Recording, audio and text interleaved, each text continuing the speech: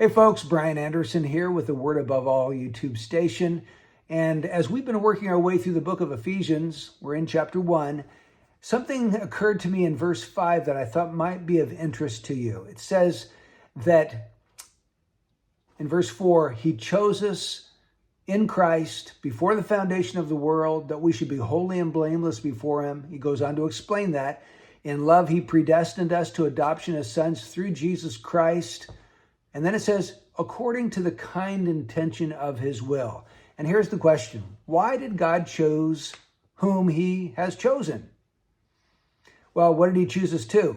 Verse 5 says it was to be adopted as His sons. That's talking about our eternal salvation. But why did God choose certain people to be saved, to be adopted as His sons, and not choose all the rest? Why did He choose these and not these? That's the question. And I'm afraid I don't have probably a satisfying answer for you, but I have a little bit of an answer that might be of some help. So God has chosen some to salvation. Why? Why those? Well, we know it wasn't because some were better than others, because chapter 2, verse 1 says all of us are by nature children of wrath, and all of us at one time were dead in our transgressions and sins. We're all alike equally spiritually dead. So why did God put His hand on some and bring them into spiritual life and not do that for all the others? Well, verse 5 says it was according to the kind intention of His will.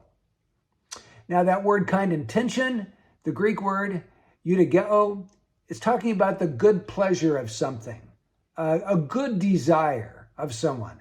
And so the King James translates this, He did it according to the good pleasure of His will. So what that basically boils down to is this. It pleased God to choose these rather than those. It pleased Him. Now, was God arbitrary? Were we just lucky? Was it a matter of luck? Was God in heaven rolling the dice? Was He saying eeny, meeny, miny, mo and choosing every fourth person? I don't think it was anything like that. God had a plan, and there was reasons behind His plan.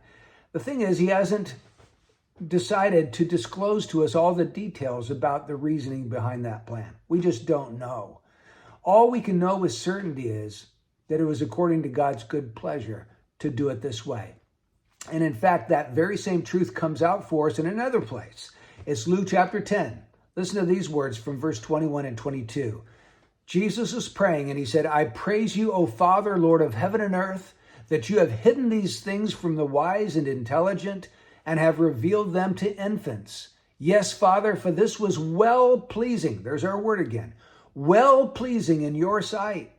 All things have been handed over to Me by My Father, and no one knows who the Son is except the Father, and who the Father is except the Son, and anyone to whom the Son wills to reveal Him. Now, in verse 22, Jesus brings out His sovereignty. He says, nobody knows the Father except the Son and anyone the Son chooses to reveal the Father to.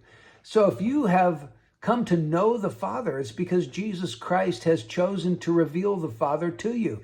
The sovereign grace that flows through Jesus Christ to us. Now, verse 21 tells us that part of God's decision was to hide these spiritual truths from the wise and intelligent and reveal them to infants, to babes. Why? Because it was well-pleasing in God's sight to do so. So, what does this really mean?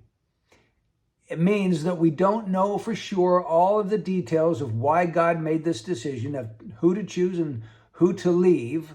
We don't know. But what we do know is that this was well-pleasing in His sight. It was His good pleasure. And because we know some things about God, we simply have to trust Him. We know that God is loving and kind and good. We also know He's sovereign and just, and we know that the judge of all the earth will do right. And knowing those things about God, we can leave it in His capable hands because He does all things well.